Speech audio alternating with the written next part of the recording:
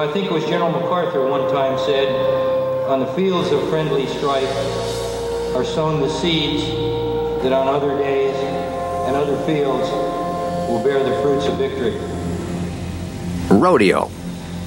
For the men and women of the United States Air Force, rodeo is a training ground, an international competition of military skills and dexterity. For a solid week, 75 teams from 9 nations will test each other and themselves. They will perform all the tasks that, in wartime, they would have to perform on fields less friendly. Among the competitors is the 437th Air Wing from Charleston, South Carolina. Already the survivors of rigorous preliminary competition. The team from the 437th flies the Boeing C-17 Globemaster III, the world's most advanced air transport. The competition is fierce, the judging rigorous. For the 437th, it's almost personal. Charleston Air Force Base has flown the C-17 longer than any other. But in the only other C-17 rodeo, they were bested by Altus, Oklahoma's 97th Air Mobility Wing. The memory of the defeat lingers, a motivation to improve the unit's performance and prove that the 437th is the best C-17 wing in the world.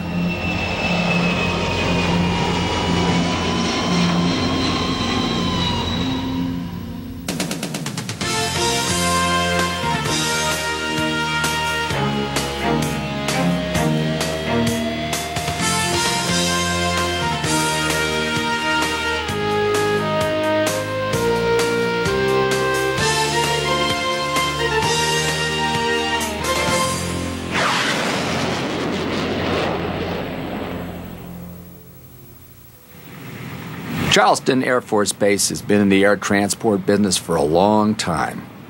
The 437th Airlift Wing and its predecessor have a storied history dating back almost to the beginning of air transport.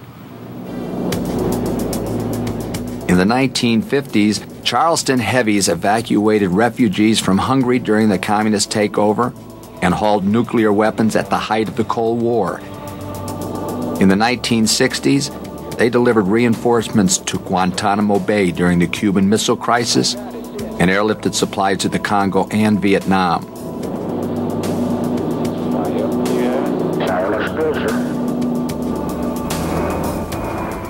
More recently, the 437th has been out on the front lines whenever and wherever there's been an air mobility need, from Rwanda to Bosnia, Panama to Kuwait. In times of peace, the Air Mobility Command cannot afford to rest. Theirs is a game of readiness, of being able to operate at peak efficiency on short notice. Today, Charleston Air Force Base sends some of its personnel off to test that readiness in a competition known as rodeo. They will be judged on how well they perform the extraordinary tasks that are routine air mobility operations. Coming up, so just for your heads up, we're going to be leading this whole deal now. The 141's going to be behind us. Roger that, sir. Check completed.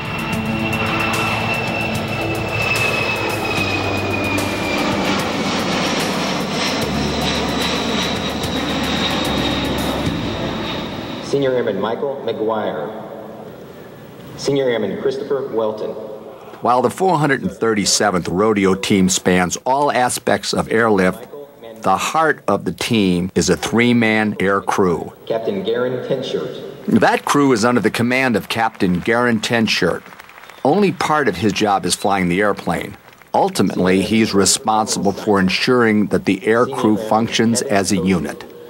Basically, that entails keeping the crew together, making sure that we're, and I really don't have to work hard at this, but keeping everybody doing their jobs correctly. These guys are keeping me, make sure I do my job correctly half the time. Captain James Potsoff. Potsoff is the co-pilot. Himself an aircraft commander and C-17 instructor, he's been flying the plane in Charleston since 1993. Staff Sergeant Chris Dockery. Dockery is the crew's loadmaster. He's responsible for making sure that everything happens according to plan in the cargo area of the plane.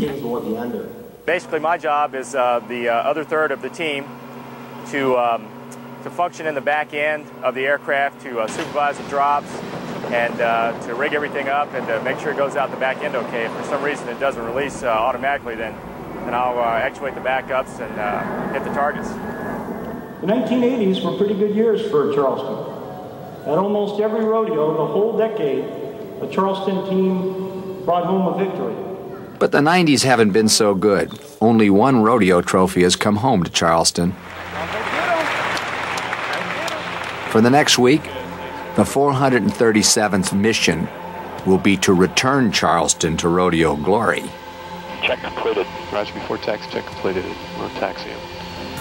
Our ultimate goal for next week is obviously win the competition for the C-17 in our division. In less than 24 hours, the competition will begin. 722 is clear for takeoff. With good wishes and high hopes, the team from the 437th leaves Charleston for their jumping off point at Whidbey Island Naval Air Station in Washington State. From there, they'll move to McChord Air Force Base, site of rodeo. Flying to Whidbey Island Naval Air Station today makes their flight into McChord tomorrow shorter and gives them a better shot of landing on time. They are focused. They have practiced more than 2 months for the coming week and are ready to take victory back to Charleston.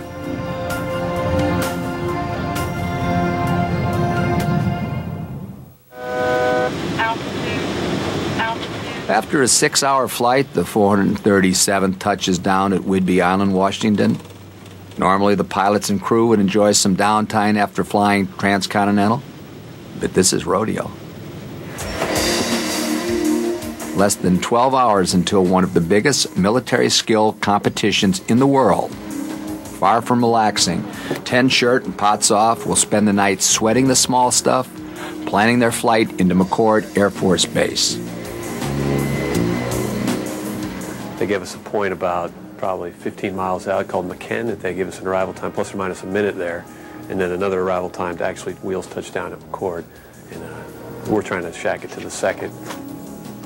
So precise are 10 Shirt and Pots Off in their preparation that they have 2 fully developed flight plans. The weather will dictate their approach. It's actually not going to be that great. It's 200-foot ceilings. The visibility will be 5 miles with fog. So we'll see how it goes. We'll be able to take off, but this weather's not that great. That's right on. Okay. 1540. I think this one was showing. If they miss their landing time, they'll have to enter a holding pattern and wait until they can be worked into the landing sequence again. This could take minutes or hours. Actually, the final approach fix right there. The trouble is if it's a light wind, SeaTac dictates which pattern's which. It could go either way. So. And they will have points deducted for every second they are off their scheduled time of arrival. Precision is not incidental to the 437th mission. Arrival at the right place and time in war is a force multiplier, the margin at times between life and death. The C-17 was designed from the outset to be a precise player in the fast-moving warfare of the late 20th century. It is the result of a process that began in 1979. At the time, the U.S. Air Force relied on 3 planes. The C-130 Hercules, an aircraft that entered service in 1955. The C-141 Starlifter, first deployed in 1964, and the C-5 Galaxy, a behemoth, which has been flying since 1970. Each of these had its own strengths. The C-130 could land on short and rough runways. The C-141 could go long distances.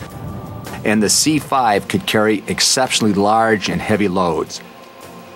The Defense Department decided that it needed a new aircraft that would combine the strengths of all 3.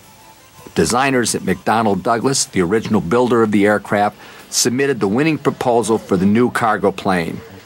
They did it by designing a plane from the inside out. They measured and weighed the new generation of weapons about to be deployed and tailored the C-17 to them. Their proposed transport would be tall enough to carry an Apache helicopter with its rotor hub installed and strong enough to withstand the weight of an M1 tank. Around that box, they proposed to build a jet aircraft that could take off and land on short runways and fly at nearly 3/4 the speed of sound. Not surprisingly, in its infancy, the C-17 was something of a problem child.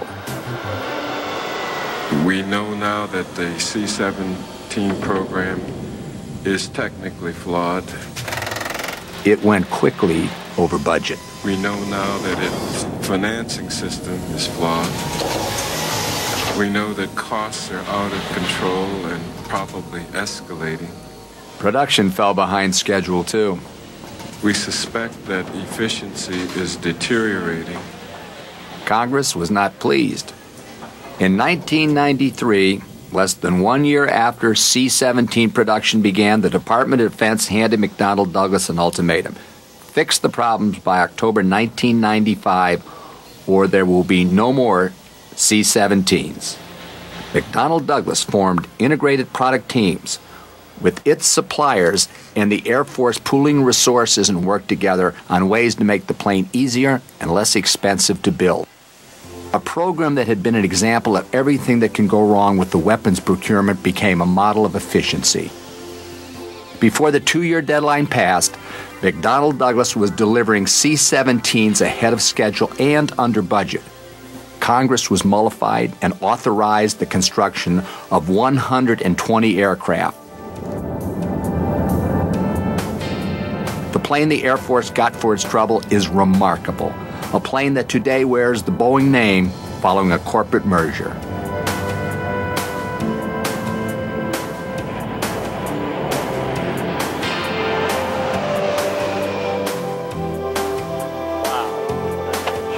Although it can carry 8 tons, the C-17 is a relatively small cargo plane. 8 can be loaded in a space which can accommodate only 5 C-5s. And to squeeze into those parking spaces, the C-17 can do something no other transport plane can do. Fully loaded and carrying enough fuel to fly halfway across the United States, the C-17 can back up. That power comes from 4 Pratt & Whitney engines, each one of which exerts more than 40,000 pounds of thrust. When designing the C-17, engineers actually bent the last 9 feet of the wing up. This accomplished 2 things. First, it saved valuable space on the tarmac. Second, these vertical winglets block wingtip vortices, or airflow, which curls back onto the top of the wings, slowing the plane. Stopping that flow reduces drag and increases lift and airspeed.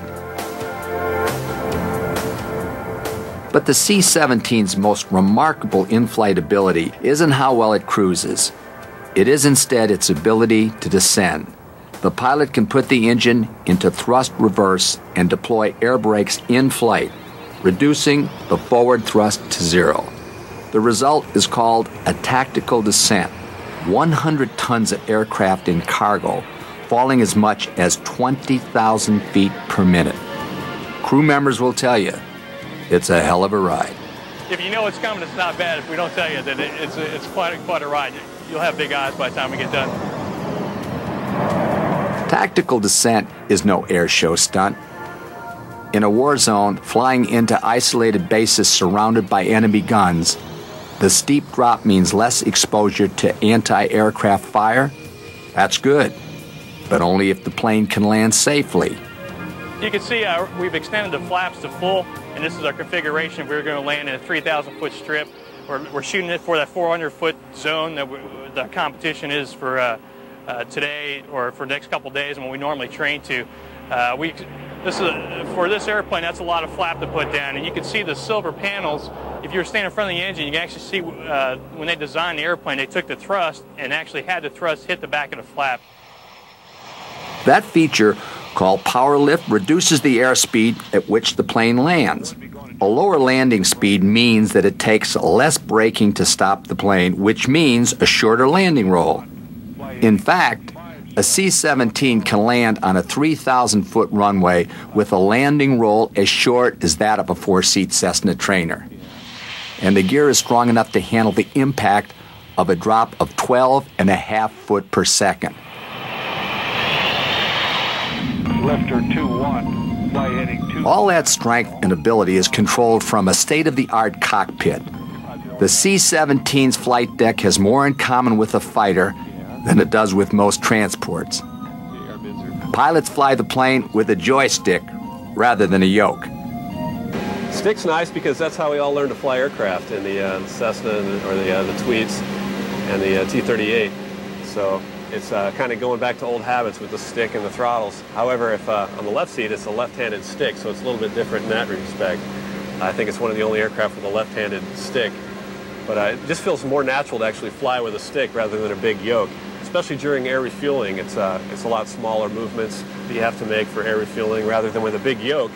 You're always flying around and you're a lot more displacement of the hand. So the stick's really nice in that respect. Flight controls in the C-17 are not physically attached to the joystick by cables or wires.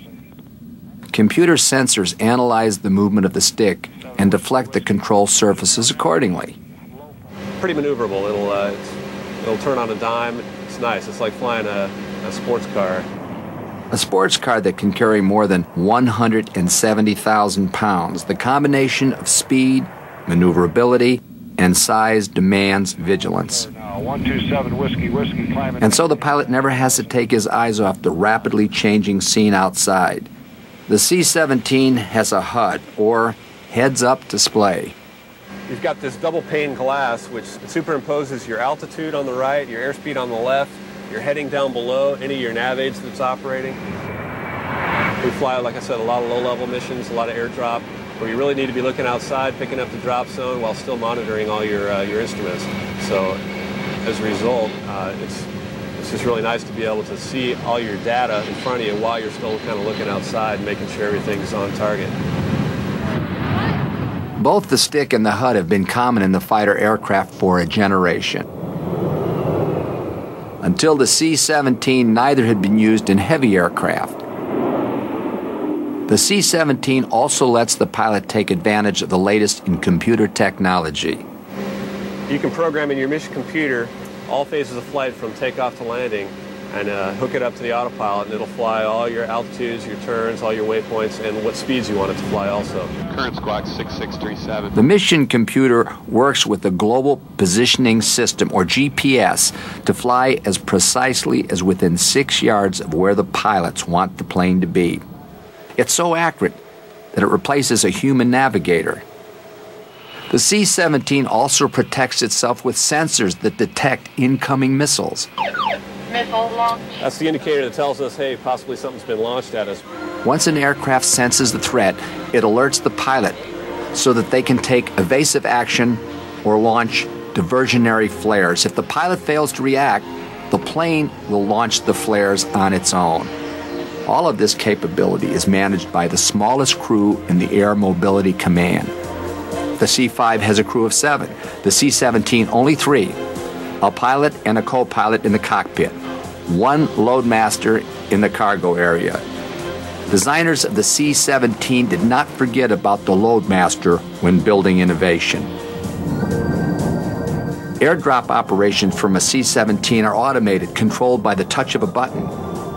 For airdrop, the entire sequence is done without me having to get out of my seat, When everything works exactly as it's published, I never have to get up. When it doesn't, the loadmaster has backup switches that allow him to manually deploy the load. Basic cargo hold configuration is still a manual task, but even here, one person can manage it. For example, a loadmaster can maneuver a 300-pound ramp tow for vehicle loading into place with little effort. And I'll just show you the one on the end here.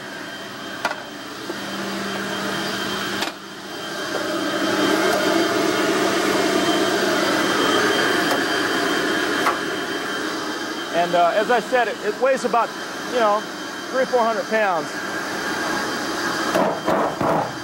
And that's it.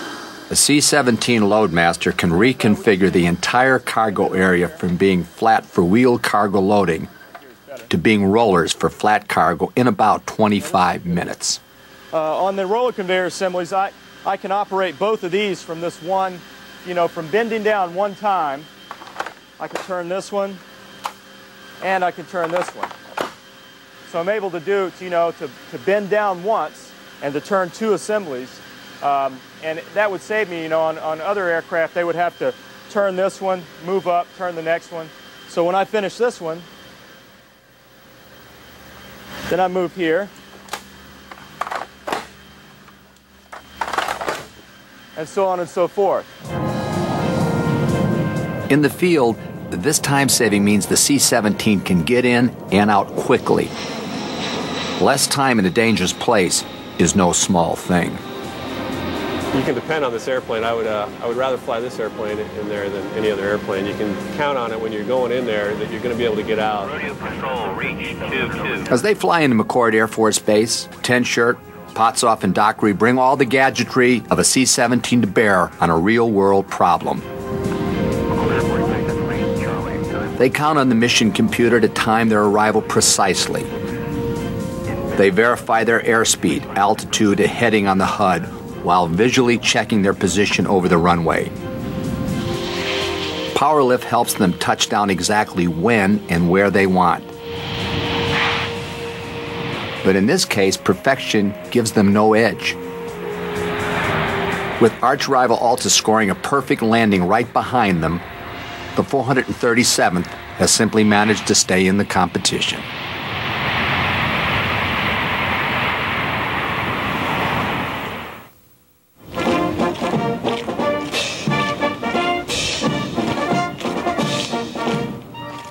The first day of rodeo competition is relatively relaxed for most.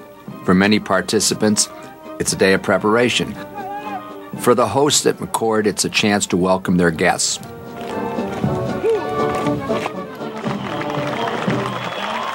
As the flight crews enjoy the opening ceremonies, however, the maintenance crew remains tense. Their first test happens early in the obsessive inspections that measure their attention to detail. Second Lieutenant Jamie Vincent heads the 437th maintenance team. Under a bright Washington sky, he and his crew endure an hour of scrutiny as judges probe every square inch of the massive C-17. Time passes slowly for the anxious team members as they watch. They can only guess where the umpires will find fault. Pressurize the system. I did pressurize the systems. For 2.5 months, they have put in long hours and sacrificed time with their families to prepare for this single hour. Now all they can do is wait and wonder. They didn't find anything in the gear, I'll bet you. Not a solo or climbing on the tires and stuff. This is just one of 2 formal inspections this team will undergo. The next will be a post-flight inspection. In the meantime, they wait.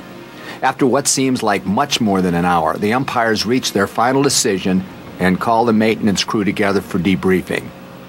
The crew bunk step, that bar that comes across that you step on, it's got one loose rivet in it. Okay. The level of detail is mind-boggling. They're pulled like they're supposed to be, but they're not documented or tagged or collared. No major discrepancies. In the real world, this would be good news. Today, these results are only good enough for last place. While the air crew is briefed on its first mission, the aerial port crew is already at work preparing the day's load. The C-17 is capable of dropping loads that weigh as much as 60,000 pounds. Today's drop is a mere 3,000 pounds, the equivalent of a family car, puny by air transport standards, but enough to judge the crew's proficiency. Captains Garen Tenshirt and Jim Potsoff will be judged on whether they depart on schedule and if they identify all of the visual checkpoints en route to the drop zone. They will be evaluated on how they will avoid simulated threats along the way and if they arrive at the drop zone on time. Once over the zone, Staff Sergeant Chris Dockery will ensure that the cargo is ready to go when Potsoff hits the switch to release it. And although it rarely happens, if anything malfunctions, he will be there to fix it. The stress weighs heavily on Ten Shirt and Potsoff as they prepare to depart. They have synchronized their watches with Rodeo Command. As they take the active runway, the countdown begins. Every 10 minutes, a plane takes off on its appointed mission. Now they must wait. 5, 4, 3, 2, 1.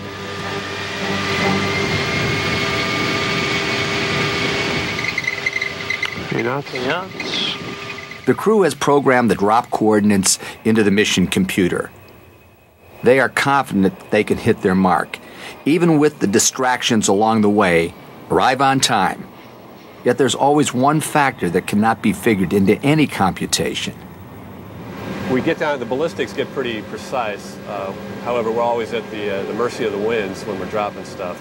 We calculate it really very precisely, but as it goes out the back, it's all up to the winds. Acknowledge co-pilot. Hello, master. Doors are cleared to open. Technology has taken the guesswork out of all but the last step. Maybe hold the speed there for a second. Here, they are at the mercy of Mother Nature. Stroke deployed. Stroke okay. 10 seconds. 8, 7, 6, 5, 4. Return right heading 290, maintain 3000 and establish on the local license cleared hour. Clear. Red light. A little bit early on that one. Sorry. With their aircraft turning for home and the cargo door closing, the loadmaster can only guess at how close they are to the mark. It is close. It's a drop that would have passed muster only a few years ago.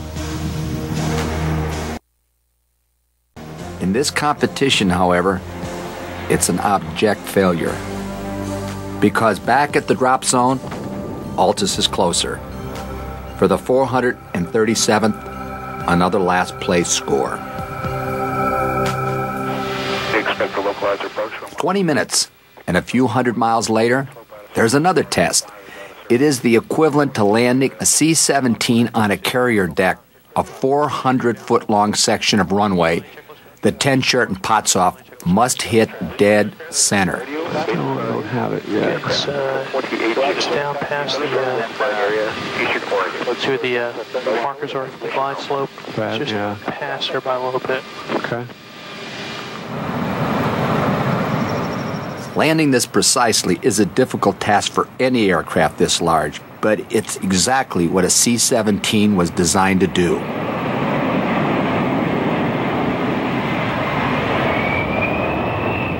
Ten Shirt puts his C-17 barely in the box, a remarkable feat that earns him only second place. First checkpoint. I just think you did. It was just to the right? It's just a little right. It kind of I broke mean, right. if you hadn't moved, we would have flown right up. Yeah, I know. And you came up with on my clock, it was 14:24 and 50-second TOT, which was 10 seconds short of the scheduled TOT. So there wasn't anything unusual in the drop sequence. The only other thing is I don't know how you did this, Chris, but I put my restraint harness away, you put your restraint harness away, and then the restraint harness bag sat there. The restraint harness bag was loose equipment on landing. It wasn't underneath the strap, it was sitting next to all the bags tied down. So that's a negligible safety thing, and it's a 10-point deduction. Other than that, you guys did a good job. One of the frustrations rodeo participants experience throughout the week is really never knowing where they stand. The scores aren't posted, at least not all of them, and not right away. While Ten Shirt and his crew know they landed long, they still don't know how long, and they think their drop landed closer to the target than it did. Pretty much what we expected. We hit all the turn points. We were 10 seconds early on the TOT, which is our worst TOT in about 2 months, but we'll shack it the next time. And we're not sure the drop score, it should be right on. and the landing was a little bit long in the box, but that's something we'll fix tomorrow or the next day.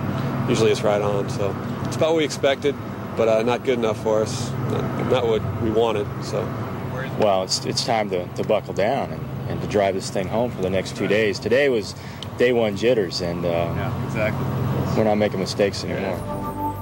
Even if the 437th achieves perfection, their prospects aren't good. Unless Altus starts making mistakes, the 437th trophy case will remain empty. Each day at Rodeo is an attempt to mirror what happens in the real world. Today, the 437th aircrew is scheduled to make a personnel drop. But there are other aspects of air mobility being measured, including the job of securing and holding contested landing areas. The combat rifle test. It's not as glamorous as flying, but without the Security Forces team, Air Mobility Command could not do its job.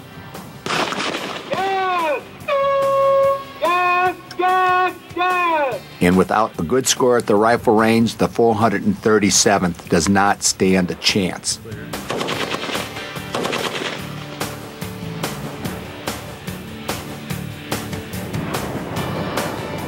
Over the drop zone in eastern Washington, the aircrew prepares for its personnel drop.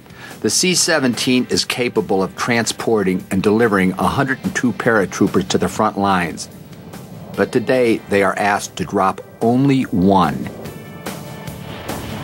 Accuracy, again, is the criterion by which they will be scored.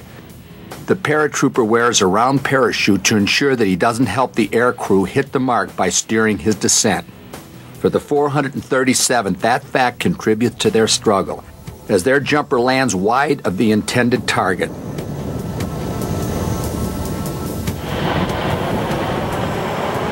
Their hope that their rivals from Altus will falter is not realized today.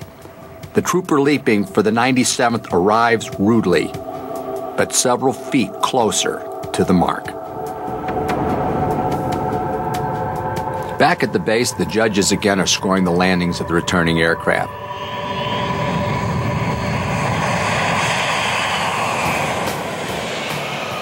They run out onto the runway, feeling the tarmac to find the spot where the wheels first touch down. The telltale sign is heat from the friction of rubber hitting the asphalt.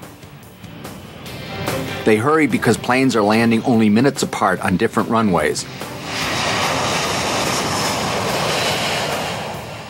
Wheels down, the 437 settles back to Earth, and umpires race to check 10 shirt's accuracy. Once they determine the point of impact, they measure the distance of that spot from the center of the landing zone to determine the landing score, all before the next plane lands.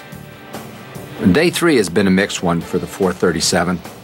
The Security Forces team found trouble at the rifle range, but 10 Shirt shacked his short field landing and got the top score of the day. And Vincent's maintenance team rebounded from the last place in the pre-flight contest to handily win the post-flight competition. As the final day of competition begins, the aircrew can only guess where they are in the standings. They don't know their scores. They don't know Altus scores. I don't know exactly. In fact, they're masking some of the scores. So we have a feeling we're right in the middle somewhere. So there's a lot of points to be had today, probably around the neighborhood of 5,000 points with the assault landing, the AR, the airdrop, and the low level, and the ERO right after we land. There's quite a bit of points still to be had. So we're hoping we can achieve at least all of the points. So this is make it or break it. Today's the day. Today's the day, and we're considered the underdogs, and today's the day it's going to happen. So, you guys ready? We're ready. We're as ready as we'll ever be. The uncertainty creates pressure. One last time they take the runway and wait. Weather warning: thunderstorms at local flying air in eastern Oregon. Advise you have information X-ray on initial contact.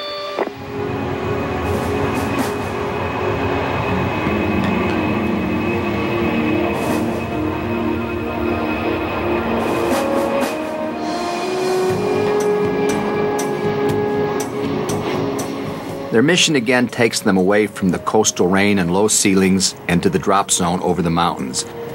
There, visibility is more favorable for low-level operations. Today they'll make a container delivery system, or CDS drop. In the real world, CDS might be troop supplies, medicine, or any other small item that can be rigged to a wooden pallet. The C-17 can drop as many as 40 pallets, which can weigh anywhere between 600 and 2,400 pounds. Today, they will drop only one. Runway 16 flight, slow pass service. RD5 is out of service.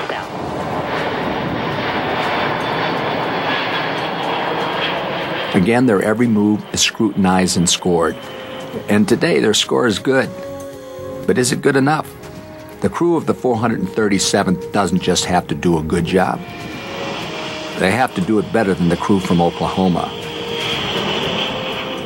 And the team from Altus is leaving little margin for error. Before Ten Shirt and his crew head back to McCord for their final short field landing, they rendezvous with the KC-10 tanker. Aerial refueling is tricky and vitally important to the C-17's wartime mission. Flying at 285 knots, the two heavy aircraft come together in the sky and begin the process of transferring 10,000 pounds of fuel from tanker to the transport. They have 24 minutes to complete this task, no more, no less. It's a leisurely pace, as low stress as dropping a single paratrooper or lone cargo pallet. The C-17 is capable of receiving 8,000 pounds of fuel per minute. Speed, however, is not the issue at this rodeo. Precision is. Just as it has been in nearly every event, just as it is for the last short field landing Ten Shirt will make. Ceilings and visibility at McCord are low, and Ten Shirt must make a visual approach and landing carrying 5 tons of extra fuel.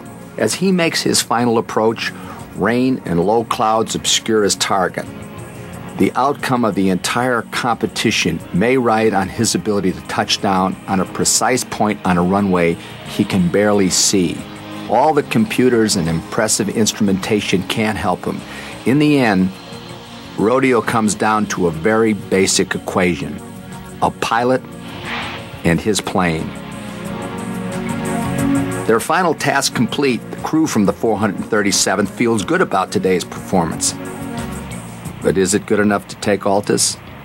We're right in there. We're competitive. We got a chance to take any or none. We don't know for sure because they mask all the scores, but we've got a good chance. So we're happy today. It was tough conditions. The whole day was real tough. In fact, right down to the landing. We're landing in the middle of the rainstorm there and trying to find the zone. We can't really even barely see it, but I think it was pretty close. And the AR went real well. We were deviating for thunderstorms the whole time and stayed on the boom the whole time. The low level was tough, the tough points to find today. And you think you found them all? I think we found every one of them, and I think we flew over just about every one except for maybe one. And we tried. We gave it a good gallon effort, but. What did Chris say about the low? Did he have an idea? They're happy with it. They're all over there right now, and they're real happy because they think they got a chance of winning that. So he thought the drop was inside 30 feet. So did he see it? Yeah, we came off the drop zone, made the right turn, and you could see it was close to the smoke. So we're just keeping our fingers crossed, and we thought we did okay. Yeah. All the questions will be answered tomorrow.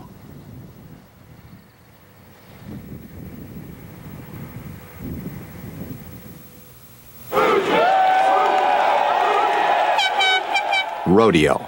For the past 5 days, these men and women have pitted their skills against those of their counterparts from around the world in order to ensure themselves even a chance to win at least one of the 80 trophies that are to be awarded. They have to perform to a higher standard than they face anywhere else.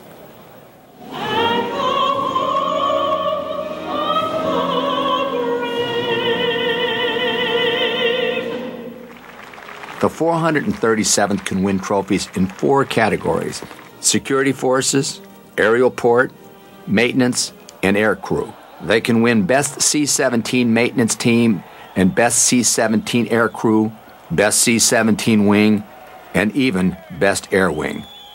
Or they can win nothing. One after another, the individual event awards are counted off. The 437th watches, politely enduring the victories of others while awaiting their own moment of truth. The suspense finally ends. The 437th's maintenance team takes home the trophy for best C-17 post-flight inspection. Whatever else happens, the 437th will not be shut out. But there's more to come. Best C-17 short field landing crew is headed by Major Sam Cox.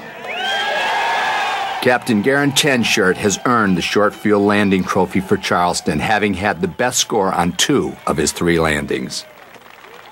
And the 437th Security Forces team wins the first Phoenix Raven Award based on written test scores. Lieutenant Jamie Vincent's maintenance crew, which came back from a disappointing first day, earns the coveted title of Best C-17 Maintenance Team.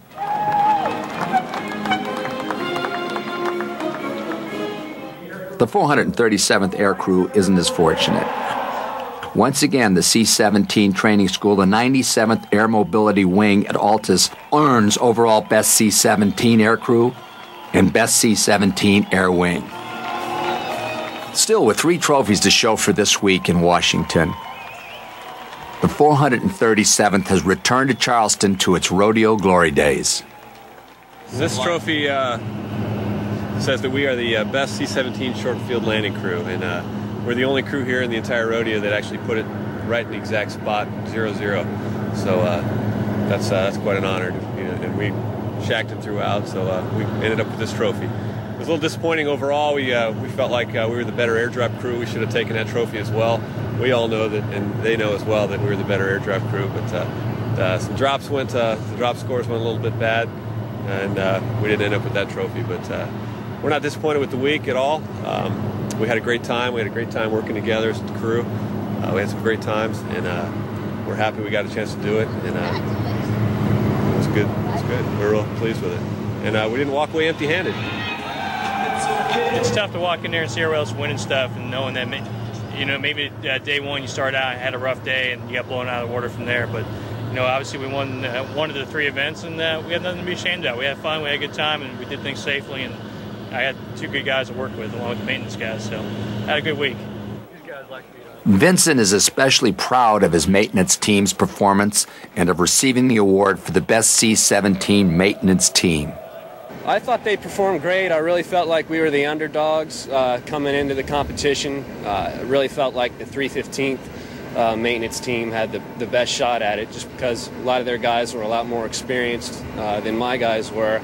But we got here and we kept our heads screwed on straight, and we did what we had to do, and we came out the winner, so I'm real proud of them.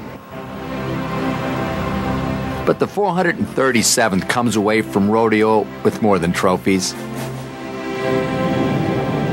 Of having an aircraft that's flexibility allows it to do many things. It can do so much more than any other airplane out here. And of having learned valuable lessons. Well, I learned that you can have good days and bad days, but if you keep trying, you're going to walk away with something. You can't just give up. And we had a bad day there right in the middle, and we all held together, and we stayed strong, and we ended up walking away. The 3rd day, we had an absolutely perfect ride, and it wasn't quite enough to win anything else, but we did walk away with something, and we didn't give up, and we did well because of it. So. On this field of friendly strife, the men of the 437th and their C-17 have done pitch battle with the toughest opposition of all. Their own limitations. If they have come away with nothing else, they still learn valuable lessons about themselves and their airplane. Lessons that may one day, in some other part of the world, save their lives.